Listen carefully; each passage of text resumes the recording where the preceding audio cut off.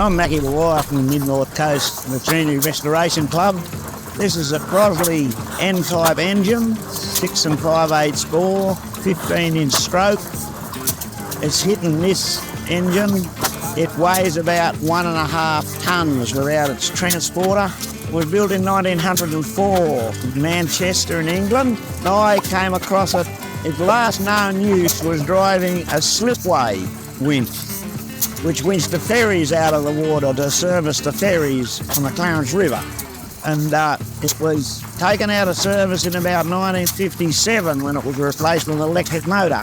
And it laid at the old slipway for about another 25 years. And then it was moved out to Townsend and laid at the Shire Depot for another 30 years before I managed to acquire it and set about restoring it to what it is today.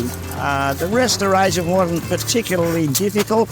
The cylinder wasn't seized in the bore, but the rings were replaced, the valve done, the governor was seized, there was repairs done to the governor, and a new magneto bracket made, and another carburettor fitted.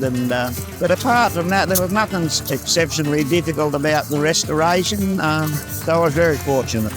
This is the cylinder oiler. The little crank carries a wire which dips into the oil. It wipes the drop of oil off on this brass tit here. It runs down the end and forms a drip, drips off and goes down this tube onto the piston and oils the piston and cylinder. And it has this lovely cap to go on it. And there it sits today, ticking away after 120 years. Lauries, member of the City Machinery Club, Bunbury. This is a Fairbanks Force 1A, patented in March 1914, but a manufacture date was just impossible to find.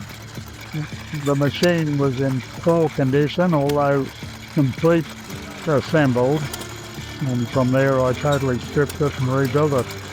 The water jacket was non-existent, although lucky enough the printing was. Maybe a bit of cheating, but it's fiberglass now. And from there, bearings were all scraped, refitted.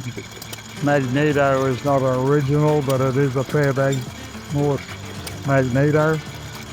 And the Shorian books tell you that in Australia they were exported here with magnetos because batteries were a problem when it got out into the West, and that's where in America they were run by the Pembroke foil system. The 1 horsepower.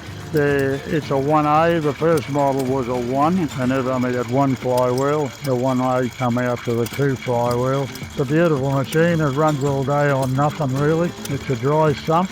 It only run off the oil feeder. At present, I haven't got it with me, but I run a milk pump with it. The Old Machinery Magazine. Remember to subscribe and tap the bell to be notified of any new videos.